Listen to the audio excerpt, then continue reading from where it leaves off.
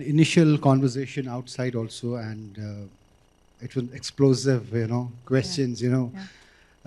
You said in your book, you say that what we see, the state of Muslim politics, is not the doing of, say, the last few years or decades. It's the initial 40 years that defined it. And you have also tried to address the myths which are camouflaged as academic texts. What are the broader historical miscorrections that you are trying to address through this book? And how can those perceptions become more mainstream? Because right now, no one talks about those issues. I think a large part of the fact that these things have been relegated to the academic field is because people tend to think a discussion about identity politics or secularism or stuff like that is a thing that journalists do, academics do, and it does not concern us. I think that's where the problem stems from. And that's what I was trying to say. It is something which touches almost everyone's lives, whether you are in business or you are a social worker or you are in politics or you probably have your own job, you're self-employed, you are working as in your own business. These conversations, you're not immune to them. I think that that is something that one has to understand. These are conversations that must be had. There is a requirement for a reassessment. If you're not ready to take the historical fallacies which are passed down to us as a given in almost every other matter, why should we allow it in historical perspectives? Why shouldn't we say, well, if you're talking about Nehruvian secularism, then what about it, and how dominant was it, and how did it impact the situation on ground? And if you're talking about other things such as Muslim politics, what exactly is the nature of Muslim politics, and to what extent is it relevant to us? In the light of all the things that happen around you, it is very significant that discussions that this book or themes that this book picks on should be brought into the mainstream narrative, because that is only how we'll be able to correct the fallacies. Yeah. One interesting part of your book is that, the largely held belief that the anti-Muslim bias is being attributed to Janasangh and the BJP largely. But you have changed the narrative. You are trying to, you've shown through proof that it was Muslims under Congress that led to the anti-Muslim bias. Can you cite those various, maybe, occasions where that can kind of firm up this narrative? My book is dotted with references to that effect, but there are some which stand out particularly. There are some that stand out particularly. For example, there are letters between Jawaharlal Nehru and Charan Singh somewhere in the 1960s, where they're talking about Muslim politics and what kind of Muslims should be elected and that. And there's a line in which Nehru tells Charan Singh that I understand the difference between the extreme. It's on page number 77 of my book. I understand the difference between the extreme and the secular-minded Muslims. Inevitably, the Maulvi type of mind comes up from time to time. So obviously, there is references to that, and then there is in chapter 1 about the compulsory retirement of Muslims from services immediately after partition. And there are references to Congress governments maintaining lists of Muslims who were branded as communal and criminal, yet then over a period of time, because of electoral politics, giving tickets to communally minded Muslims to stand as elections because they could win elections. So winnability and not ideology became the factor. And these are some things that doesn't come out in the previous works that have been written on the subject. In that sense, one has to be conscious of the fact that instructions about giving tickets to a particular category came right from the top. So those are some things that cannot be missed, and those are some things that the book mentions. Right. So during the course of research of your book, you met a lot of Muslim scholars, and what is their understanding of Hindutva? I mean, from a Muslim perspective, is it something to be scared of, to be seen very narrowly? I mean, what is the real nature that they are maybe not able to understand, according to you?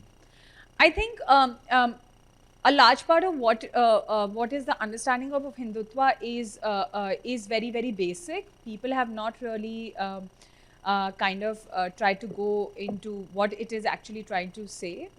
It's actually arguing for a cultural way of life. So it talks about Hindutva in a cultural sense of the term. It's not talking about it in purely religious sense of the term, but in a cultural sense of a term, defining common shared history, common shared experiences, which means we've all been colonized by the same colonizer. We've all more or less participated in the same freedom struggle. We've all probably served time in jails in one or the other fact. So my historical experience becomes same as your historical experience. But when you try to exclude my historical experience as something, that is not what Hindutva is. Hindutva largely is defined as a very broad and inclusive category. So it's talking about shared history, shared experiences, like Benedict Anderson talks about it in his book Imagined Communities. That you can only form a nation or have a feeling of a nation when you have shared experiences, shared language, shared sufferings, and shared common anti-Muslim. It is basically defining the country in a cultural and historical sense, and very broadly defined. Right. So if I have to ask you about the current state of Muslim politics, what are your thoughts? I think a large part of the current state of the Muslim politics is obviously driven by what happens in the elections. That's the only time probably someone will, whether it's in politics or someone in the media, would delve into the question of Muslim politics or identity politics. Otherwise, I don't see that question becoming a part of the mainstream discussion, because we are programmed to think it in terms of only when you have elections, then we'll talk about identity and which way the Muslim vote goes. There's nothing known as a Muslim vote. It doesn't go one way. That's a stereotype that you've been fed historically for a very consistent period of time. There is no one Muslim vote. Muslims are equally conscious citizens who vote for a range of reasons, social, economic, political, so as to just classify them as voting on religious grounds would be a great disservice to Muslim community. And I would strongly urge people to stop saying things like, where will the... I've often heard it. I've seen people, I don't want to name, but there have been some really senior journalists who have gone and record saying, where will the Muslim vote go? Well, there's no one Muslim vote, and it doesn't go in one particular direction. It is this, then it is subscribing to the same kind of ideology that all Muslims do the same things. So please see that they vote for a range of causes which may be local, regional, national, socio-economic. So that's, I think, something one needs to realize. I'll ask you one question and then open the forum and then maybe take on some more questions. You know, at one stage, Muslims were seen as the poster men and women of culture, academics, arts, and now they've become, unfortunately, the poster men and women of radical thought. Is this a reversible shift, or has it become permanently etched in the mindsets? I think it's obviously a reversible shift. A large part of this tirade has to do with what happens on social media, which is hardly kind of relevant because it is not reflective of the real ground situation. After all, so many posts and so many trolls that how many people, how do you know, how do you quantify how many people are doing it, how many people actually believe in it. I've seen there's a whole WhatsApp university that exists, which kind of cuts, copy, paste information and sends it out. And sometimes some of the WhatsApp forwards are really laughable because they have no kind of bearing on the real situation. They do not analyze any historical evidence. I would say even Wikipedia, to a great extent, is very factually incorrect. And they do not take the pains also to kind of try to understand what are the factual inaccuracies. So these factual inaccuracies have been perpetuated over time. Nobody can deny the contribution of any community in this nation to the nation building. Nobody's trying to deny that. And there's no, if you're doing that, that itself is a disservice to the nation as well as to the community. So no matter how much trolling happens or that, every individual has kind of contributed in historically and continues to. So I think this separation of, well, an artist being a Muslim artist or otherwise is, I think, problematic. An artist is an artist. An author is an author, regardless of what your religious affiliation might be. Perfect. So we invite some questions from the audience. Any questions? Yes, Abhishek, our colleague, has a question. My boss also has a question. आपने हिंदुत्व और freedom movement पर बात की, तो what's your views on Savarkar? I think Savarkar is largely misunderstood and less understood because of the fact that not much was written about Savarkar as a historical figure for a large part of independent India's history. We've had books on everyone else, but we've, I would say even books on Netaji Subhash Chandra Bose and books on Sardar Patel or books on other characters have been very limited. I think books on, there's no effort to even engage books on kind of Golwalkar, or Guruji as he's called, are also very limited. Then the books on Deen Dayal Upadhyay are also very limited. So a large part of what opinions that are formed is where they are mentioned as a footnote in history. So the latest historical or contemporary or popular writing has, what it has tried to do is, it has tried to unravel and unlock what is Savarkar really trying to say and situate it in a contemporary context. So only now you have a plethora of books and you can go to any bookshop. But please check for the last, before 2012-13, we did not have any book on Savarkar except for what his own writings are. So a large part of what we have with Savarkar is the lack of knowledge because of lack of writings on him as a historical character, though he remains a significant historical character. I would like to ask you on what your views are, ma'am, on the NRC and CA debate that we've seen as well. Because, you know, when one talks about citizenship, I think often the public will think of that since it was highlighted so extensively in the media and politicized also a lot. So what are your views on the citizenship, CA and NRC debate? Yeah, I think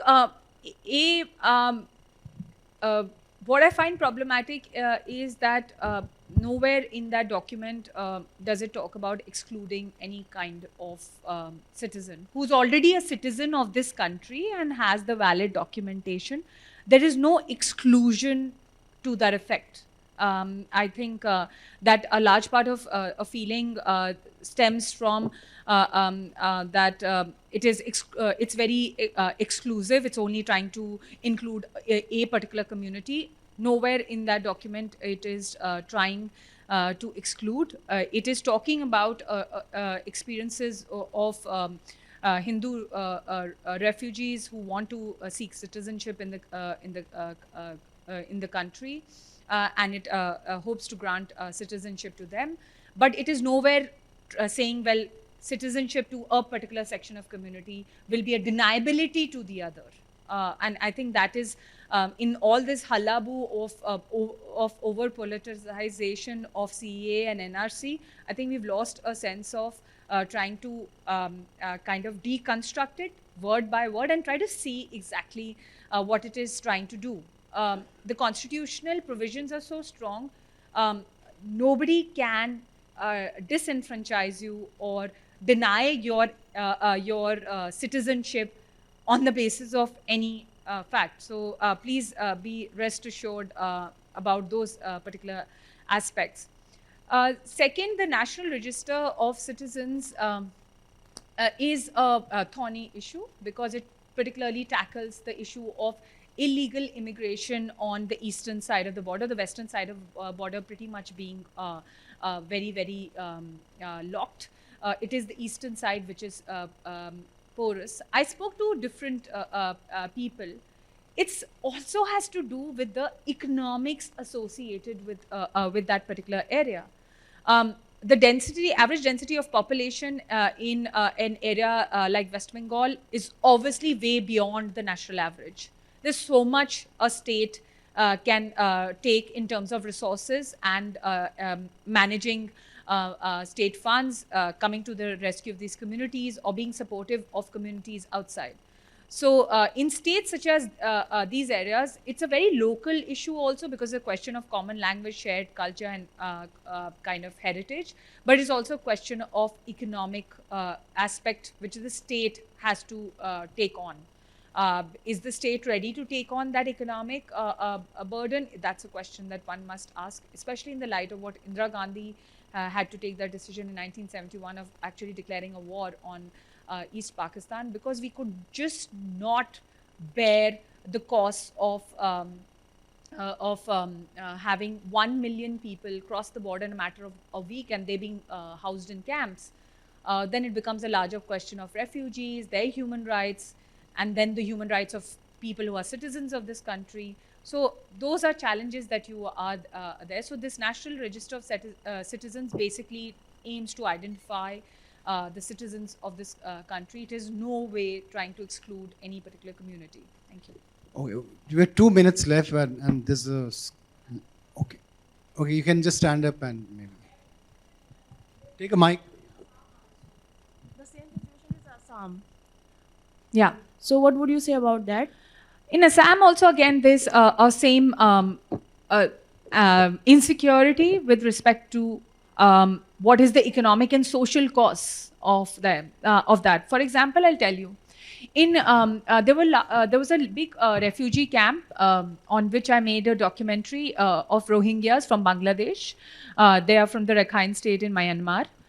So they were staying in Kalandi Kunj. So I had gone to shoot a documentary on them as a part of the British Academy project. The problem was a problem of integration between people who were living there, the neighbors, and these people in the camp. Now, the people who were local people of the area obviously had a problem with these people, and the camp itself was a sitting duck when it came to the question of safety and security. After a week, 10 days of me having shot there, the whole camp burned down because it was just made of those plastic sheets and gunny bags, which obviously there was no loss of life, but it could have been a serious disaster. My only question is, how do you deal with in Kalandi Kunj, there were about 1,500 people. Multiply that by several thousands, and you'll understand the situation in Assam and Bengal. How does the government deal with it? So I'm saying... Sorry, we're out of time. We can take these conversations offline as well. But thank you, Ms. Pandit, for sharing your thoughts on this book. Yeah. Thank you.